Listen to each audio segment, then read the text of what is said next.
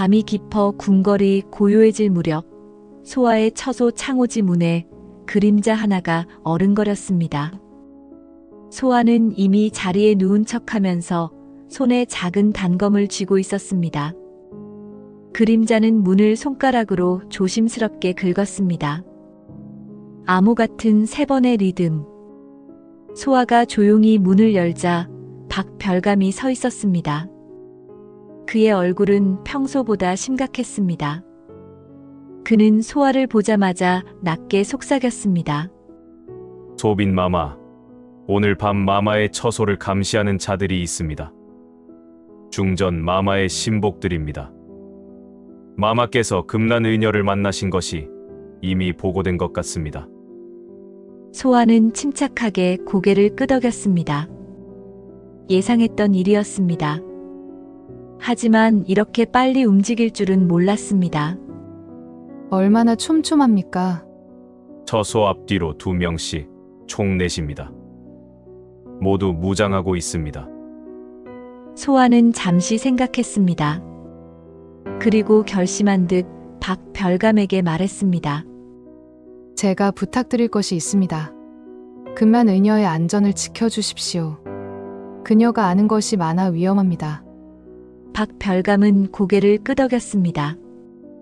그리고 떠나려다 돌아서서 소아에게 조용히 말했습니다. 마마, 전하께서는 마마를 걱정하고 계십니다. 오늘 저녁 마마의 거동을 묻는 사람을 보내셨습니다. 소아는 그 말에 잠시 멈췄습니다. 왕이 자신을 걱정한다.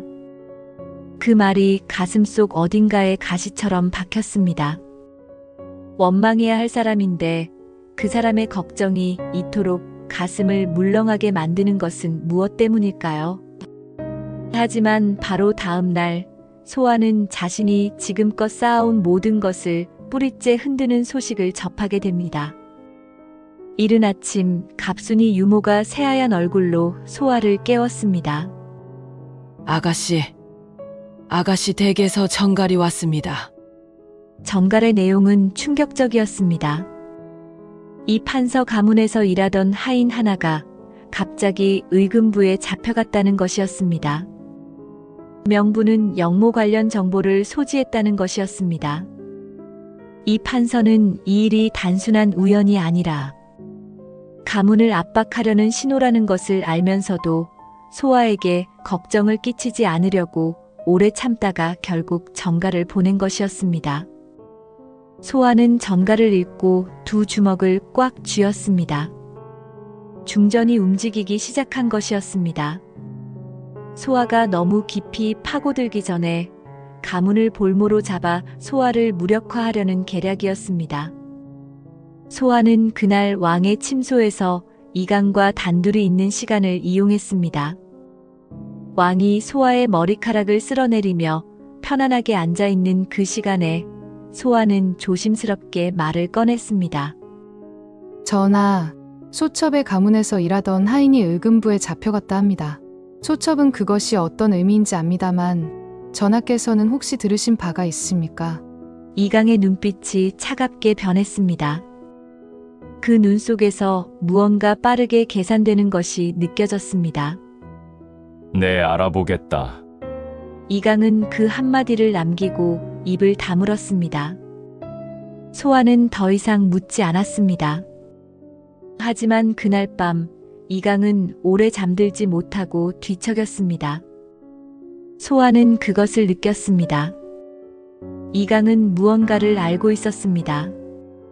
하지만 아직 소아에게 말하지 않는 것이 있었습니다. 이강이 왕위에 오르게 된 경위는 결코 순탄하지 않았습니다.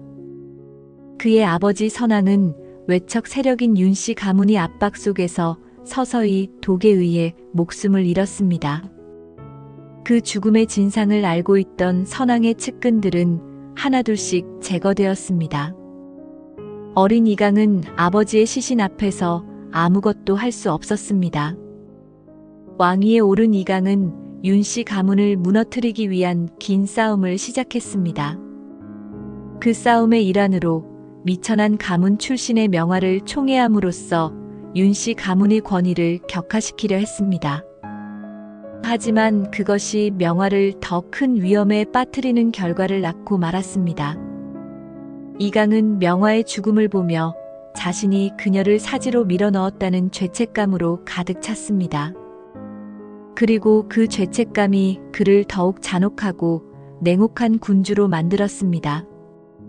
감정을 드러내는 것은 약점이었고 약점은 죽음이었습니다. 소아가 궁에 들어온 것은 이강에게는 단순히 명화를 대체할 후궁을 구한 것이 아니었습니다. 그는 소아를 미끼로 삼아 중전과 윤씨 세력을 더 과감하게 자극하려 했습니다. 그들이 소아를 공격하는 순간 그것을 명분으로 삼아 외척 세력을 일망타진할 계획이었던 것입니다.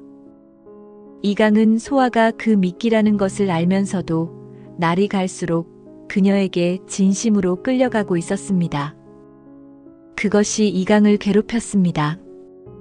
하지만 이강은 아직 알지 못했습니다.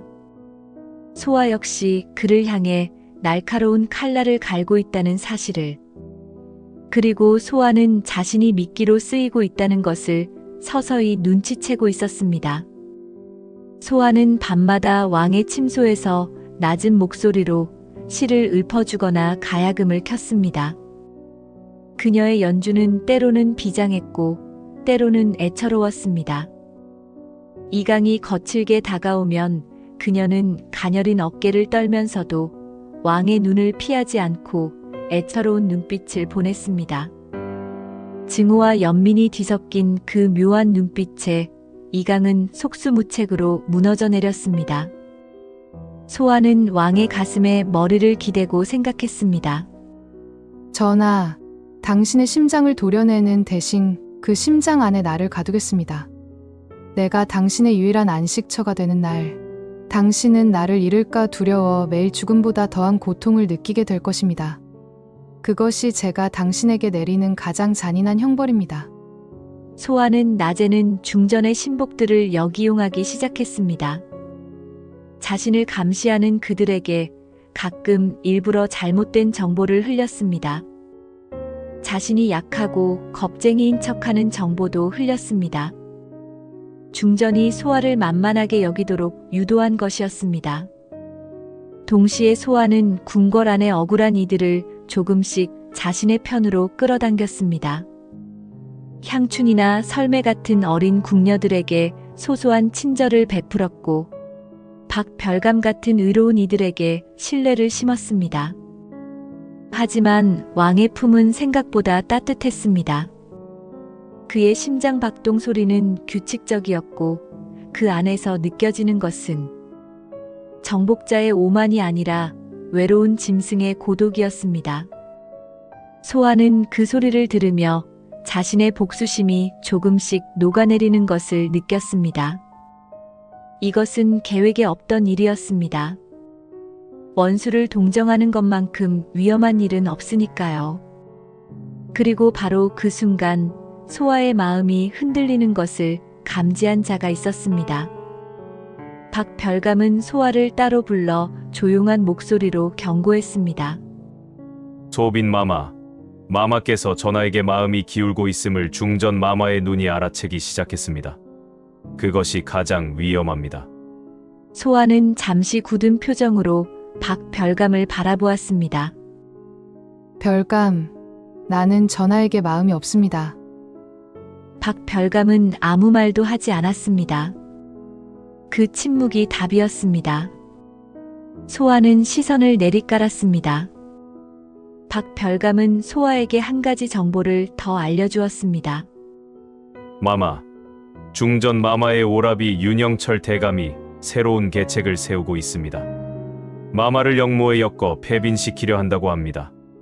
그 증거물을 조작하고 있는 자를 오늘 밤 저도 직접 목격했습니다. 소아의 눈동자가 차갑게 빛났습니다. 그 증거물이 무엇입니까? 마마가 왕을 시해하려 했다는 자백서를 조작하고 있습니다.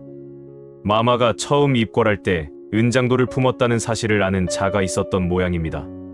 소아는 입술을 꽉 물었습니다. 은장도를 가지고 들어간 사실을 알고 있는 자. 그날 밤 침소 안에 있었던 것은 소아와 왕 단둘뿐이었습니다. 그렇다면 그 정보는 왕 측근 중 누군가가 중전에게 팔아넘긴 것이었습니다. 왕의 가장 가까운 곳에 적이 있었습니다. 소아는 그 자를 찾아야 했습니다.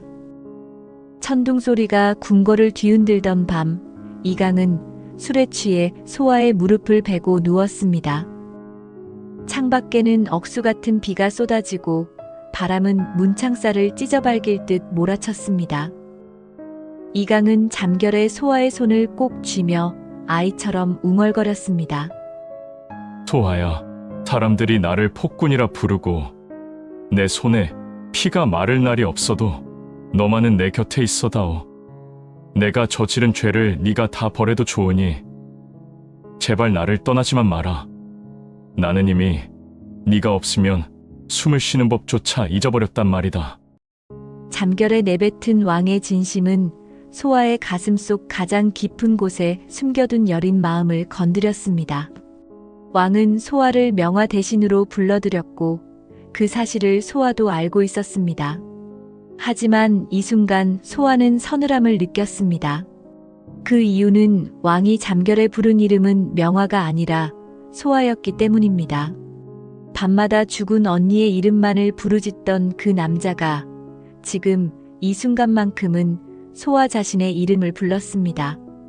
그것이 의미하는 바를 소아는 감히 생각하지 못했습니다.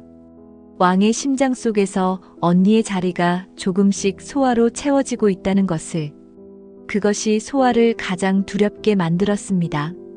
복수해야 할 사람에게 자신의 이름으로 불리는 것이 칼보다 더 깊이 가슴을 파고들었습니다. 소아는 자신을 찌르려던 칼 대신 이제는 왕의 헝클어진 머리칼을 조심스레 쓸어 넘겼습니다. 증오해야 할 남자의 고독이 자신의 것과 너무도 닮아 있다는 사실에 소아는 형언할 수 없는 슬픔을 느꼈습니다. 빗소리가 두 사람의 침묵을 채웠습니다. 소아의 눈물 한 방울이 왕의 뺨 위로 떨어졌습니다. 전하, 왜 하필 당신입니까? 왜 당신을 안아주고 싶어지는 것입니까? 그러나 바로 다음 날 소아는 충격적인 반전을 마주하게 됩니다. 소아는 박별감을 통해 은장도 정보를 중전에게 팔아넘긴 자의 정체를 추적했습니다. 며칠의 조사 끝에 밝혀진 이름은 소아 자신이 가장 믿었던 사람이었습니다. 바로 갑순이 유모의 아들이자 왕의 내시인 순복이었습니다. 갑순이 유모의 아들 순복은 어릴 때부터 소아의 집에서 자랐습니다. 가족 같은 사이였습니다. 하지만 중전이 순복의 어린 아내를 인질로 잡고 그 대가로 소아의 정보를 요구했던 것이었습니다. 소아는 이 사실을 갑순이 유모에게 말하지 못했습니다. 갑순이가 얼마나 아들을 사랑하는지 누구보다 잘 알고 있었으니까요. 소아는 혼자 이 사실을 삼키고 순복에게 일부러 잘못된 정보를 흘리기 시작했습니다. 중전이 틀린 정보를 믿게 만들기 위함이었습니다. 소아는 혼자 방 안에서 그 밤을 보냈습니다. 가장 가까운 이가 자신을 팔았다는 사실이 어떤 칼보다도 깊이 가슴을 후볐습니다. 하지만 울지 않았습니다. 이 싸움에서 눈물은 사치였습니다. 소아는 생각했습니다. 순복을 용서해야 할까? 아니면 이용해야 할까? 결국 소아가 내린 결론은 제3의 방법이었습니다. 소아는 순복에게 직접 찾아갔습니다. 그리고 그에게 전혀 예상치 못한 제안을 했습니다. 소아는 순복을 조용한 곳으로 불러냈습니다. 순복은 소아가 자신을 알고 있다는 것을 눈치채자마자 바닥에 무릎을 꿇고 울며 빌었습니다.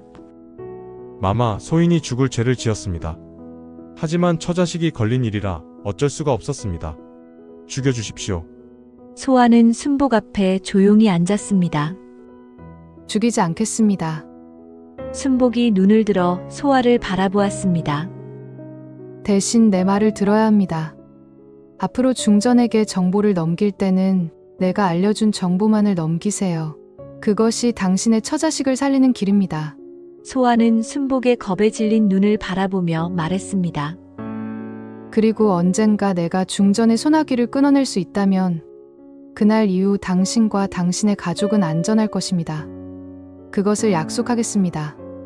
순복은 오래 침묵했습니다. 그리고 결국 고개를 조아렸습니다. 마마의 명대로 하겠습니다. 소아는 처소로 돌아오는 길에 연못가에서 한참을 멈춰 섰습니다. 자신이 이 궁궐에서 얼마나 많이 달라졌는지를 느꼈습니다. 배신자를 죽이는 대신 그를 자신의 패로 만드는 법을 이제 그녀는 알고 있었습니다. 그런데 소아가 처소로 돌아오자마자 이강이 기다리고 있었습니다. 그의 눈빛은 평소와 달랐습니다.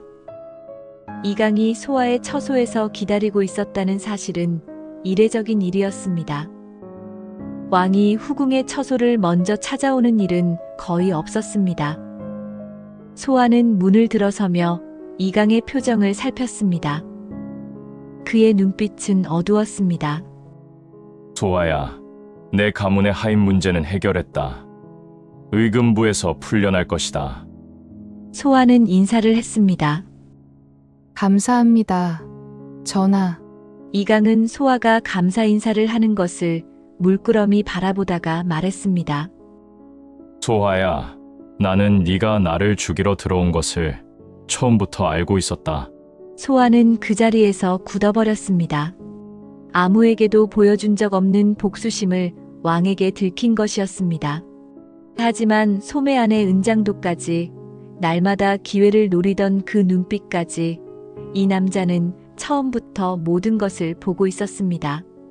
그렇다면 그 수많은 밤 동안 왕은 왜 모른 척 했을까요? 왜 칼을 빼앗고도 소아의 목을 치지 않았을까요? 소아는 자신이 사냥꾼인 줄 알았습니다. 그런데 처음부터 이 남자의 손바닥 위에 올려져 있었던 것입니다. 분노가 치밀어 오르려다 그보다 먼저 깊고 서늘한 서글픔이 가슴을 가득 채웠습니다. 나는 명화를 잃은 것이 내 탓이라는 것을 안다. 내가 명화를 도구로 썼기 때문에 그녀가 표적이 된 것이니까. 이강의 눈에 오랫동안 가려져 있던 죄책감이 번졌습니다. 그렇기에 처음부터 복수하려는 널 막지 않았다. 내 목숨 하나로 명화의 원혼이 풀린다면 그것도 괜찮다 생각했으니까. 소아는 이강의 눈을 바라보며 물었습니다. 그런데 지금도 그렇게 생각하십니까? 이강은 오랜 침묵 끝에 대답했습니다. 아니다. 지금은 네가 내 옆에서 살아주기를 바란다. 두 사람의 눈이 마주쳤습니다. 그 안에서 무언가 깨져나가는 소리가 들렸습니다. 그날 밤 이강은 처소에 머물며 소아의 가야금 연주를 들었습니다. 소아는 한참 동안 연주하다가 조용히 손을 멈추었습니다. 전하, 소첩이 한 가지 여쭤봐도 되겠습니까? 물어봐라. 전하는 언니를 진심으로 사랑하셨습니까? 이강은 가야금 소리가 멈춘 자리에 잠시 침묵이 가득 차도록 내버려 두었습니다. 그리고는 말했습니다. 그렇다. 명화는 내가 처음으로 두려움 없이 웃을 수 있게 해준 여인이었다. 하지만 나는 그 웃음을 지키지 못했다. 소아는 가야금 줄을 조심스럽게 짚었습니다. 언니도 전하를 사랑했습니다. 이강의 눈이 흔들렸습니다. 언니의 편지에 그렇게 적혀 있었습니다. 언니는 전하가 우는 것을 보며 눈을 감았다고 했습니다. 전하의 눈물 속에서 언니는 위안을 받았을 것입니다. 이강은 오랫동안 아무 말도 하지 못했습니다. 그의 눈시울이 붉어졌지만 그는 절대 눈물을 흘리지 않으려고 이를 악물었습니다. 소아는 그 모습을 바라보다가 조심스럽게 가야금을 다시 켜기 시작했습니다. 위로의 선율이었습니다. 이강은 그 소리를 들으며 눈을 감았습니다. 소아는 연주하면서 생각했습니다. 이 남자도 상처받은 사람이라는 것을. 하지만 그 상처가 많은 이들을 고통 속에 몰아넣었다는 사실 또한 지워지지 않는다고. 다음 날 소아는 언니의 마지막 혈서를 찾아냈습니다. 그리고 그 안에는 모든 것을 뒤집는 진실이 담겨 있었습니다. 궁궐의 공기가 급격히 차가워진 어느 삭풍 부는 밤이었습니다. 소아는 중전의 처소 근처를 배회하다 우연히 퇴락한 후원의 우물가에서 언니 명화의 유품인 피 묻은 배자를 발견하게 됩니다. 그 비단 안감 속에는 바느질로 겹겹이 숨겨진 작은 종이 꾸러미가 들어 있었습니다. 소아는 가슴이 쿵 내려앉는 것을 느끼며 종이를 펼쳤습니다. 그것은 언니가 죽기 직전 자신의 목숨을 걸고 남긴 마지막 혈서였습니다. 종이 속 내용은 충격적이었습니다. 언니를 죽음으로 몰아넣은 것은 왕 이강의 폭정이 아니었습니다. 오히려 왕은 명화를 진심으로 연모하여 그녀를 지키려 했으나 왕의 권력을 탐내던 외척 세력과 중전이 손을 잡고 명화에게 독을 먹였던 것이죠. 명화는 마지막 순간까지 왕에게 해가 갈까봐 입을 다물었고 왕은 사랑하는 여인을 지키지 못했다는 자책감에 스스로 괴물이 되어 궁궐을 피로 물들였던 것입니다. 혈서에는 한 가지 더 중요한 내용이 있었습니다. 복성 상궁이 독을 조제했다는 것, 그리고 그 독을 명화의 음식에 넣은 것은 중전의 몸종인 나인홍이라는 것, 그리고 윤영철이 모든 것을 뒤에서 지휘했다는 것이 낱낱이 적혀 있었습니다. 소아는 차가운 바닥에 주저앉아 입을 막고 소리 없는 비명을 질렀습니다. 전하, 당신도 피해자였습니까? 나는 당신을 죽이기 위해 독을 품었는데 당신은 언니를 잃은 지옥 속에서 홀로 울고 계셨던 것입니까? 진실은 언제나 잔인한 법입니다. 이제 소아의 복수심은 왕이 아닌 진범인 중전과 그 배후 세력을 향해 불타오르기 시작했습니다. 소아는 혈서를 가슴에 꼭 품고 편전으로 달려갔습니다. 밤늦게까지 촛불을 밝히고 서류를 보던 이강은 엉망이 된 몰골로 나타난 소아를 보고 깜짝 놀라 일어섰습니다. 소아야, 이 야심한 밤에 어찌 그리 떨고 있는 것이냐? 누가 너를 괴롭혔느냐? 내 당장 그자의 목을 칠 것이다. 이강의 따뜻한 손길이 소아의 뺨에 닿자 참았던 눈물이 터져 나왔습니다. 소아는 대답 대신 왕의 가슴팍에 얼굴을 묻고 흐느꼈습니다. 왕은 당황하면서도 그녀를 부서질 듯 꼭 껴안았습니다. 소아는 오열하면서 말했습니다. 전하, 소첩이 전하를 오해했습니다. 전하가 언니를 죽인 줄 알았습니다. 그래서 전하를 증오했습니다. 하지만 전하도 피해자였습니다. 소첩이 전하에게 너무 많은 죄를 지었습니다. 이강은 소아의 울음을 듣고 잠시 굳어 있다가 천천히 그녀의 머리를 쓸어내렸습니다. 소아야, 나는 이미 알고 있었다. 네가 나를 죽이러 온 것도, 그 마음을 서서히 거두어가는 것도. 하지만 네가 오해를 풀기 전에 내가 먼저 말하면 신뢰가 없는 것이라 생각했다. 네가 스스로 진실을 찾을 때까지 기다렸다. 그날 밤 왕은 처음으로 소아에게 자신의 가슴에 남은 깊은 칼자국을 보여주었습니다. 이강은 소아의 손을 잡고 자신의 가슴 위로 이끌었습니다. 비단옷 사이로 소아의 손이 닿은 곳에는 넓고 깊은 흉터가 있었습니다. 오래된 상처였습니다. 이것은 명화가 죽던 날 그녀를 구하려다 자객에게 입은 상처다. 소아의 눈이 크게 떠졌습니다. 나는 그날 밤 명화의 처소 근처에서 복면을 한 자객 2명과 마주쳤다. 나는 싸워서 그들 중 하나를 제압했지만 다른 하나가 이렇게 찌르고 달아났다. 하지만 그 시간에 이미 명화는 이강의 목소리가 흔들렸습니다. 나는 피를 흘리며 명화의 처소로 달려갔다. 하지만 너무 늦었다. 소아는 왕의 흉터 위에 조심스레 입을 맞추었습니다. 그 자리에서 소아의 눈물이 이강의 흉터 위에 떨어졌습니다. 원수를 향했던 칼날 같은 마음은 온데간데 없고 그 자리엔 지독한 미안함이 소용돌이쳤습니다. 이강이 소아의 얼굴을 두 손으로 감싸며 말했습니다. 소아야, 나는 이 왕좌가 싫다. 사람들은 내가 피를 좋아한다 말하지만 나는 단 한 번도 누군가를 죽이고 싶었던 적이 없다. 다만 내가 강해지지 않으면 내 곁에 있는 여인들이 하나둘씩 사라지는 것을 지켜봐야 했기에 나는 괴물이 되어야만 했다. 소아야, 너는 나를 괴물이라 부르지 마라. 제발 너만은 나를 사람으로 받아오. 이강의 목소리는 떨리고 있었습니다. 그것은 오랫동안 아무에게도 하지 못했던 말이었습니다. 소아는 왕의 가슴에 귀를 대며 눈을 감았습니다.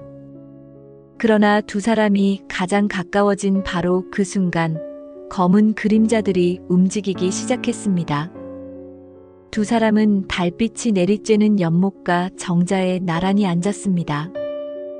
왕은 소아의 무릎을 베고 누워 오랜만에 편안한 미소를 지었습니다. 소아야, 내가 처음 들어왔을 때 나는 내 눈 속의 증오를 보았다. 나를 죽이고 싶어하는 그 눈빛마저도 내게는 구원이었어. 적어도 너는 나를 진심으로 대하고 있었으니까. 위선 가득한 이 궁궐에서 너의 미움만이 유일하게 진짜였단다. 소아는 왕의 손가락을 만지작거리며 낮게 대답했습니다. 전하, 소첩은 참으로 어리석었습니다. 전하를 미워하는 것만이 언니를 위하는 길이라 믿었는데 이제는 전하를 지키는 것이 언니의 마지막 소원을 들어주는 일임을 깨달았습니다.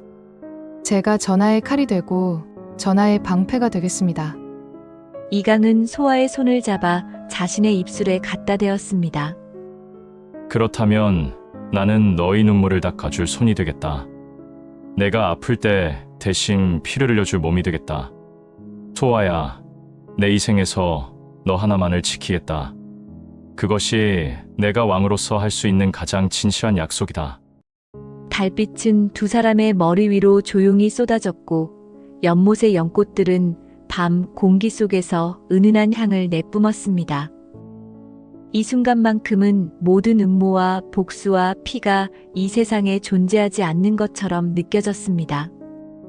하지만 행복은 짧았습니다. 소아가 진실을 알게 되었다는 소문은 삽시간에 중전의 귀에 들어갔고 위기를 느낀 외척 세력들은 최후의 수단을 준비하기 시작했습니다. 윤영철은 긴급하게 중전의 처소를 찾았습니다. 두 남매는 깊은 밤 아무도 없는 내실에서 목소리를 낮추고 의논했습니다. 소빈 소화가 영모를 꾸몄다는 증거를 만들어야 합니다. 마마, 중전은 부채를 접으며 차갑게 말했습니다. 증거를 어떻게 만들 것이냐?